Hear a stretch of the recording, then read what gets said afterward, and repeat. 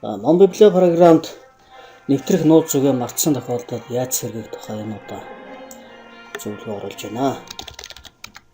Жишээлбэл энэ хэрэглэгч нэвтрэх гэхээр алдаатай байна гэсэн мэдээлэл гарч ирж байна.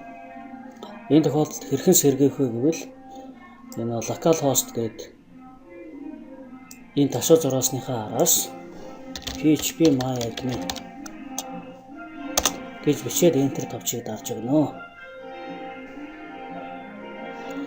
За ингэхээр хэрэглэгчийн нууцыг маань ингээд сэргийлэх боломжтой php-myadmin үндсэн цонх нэгдэж байна.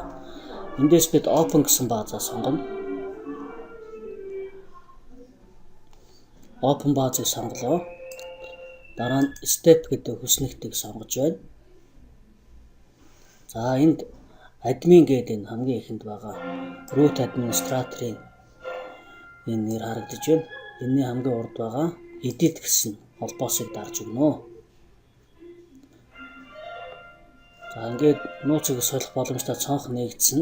Энэ тохиолдолд password гэдэг ийм pwd гэсэн үсэг байна.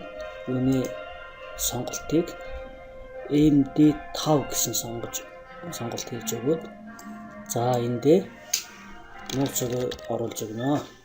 За тэгэхээр энэ нууцыг мартсан байсан бол одоо admin гэдэг хэрэглэгчийн нэрээр username маань admin байна.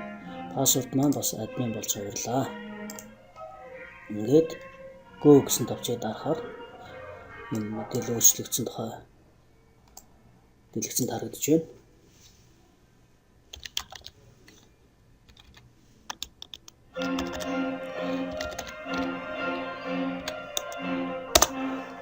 Одоо нэвтэрч шалгацгаая.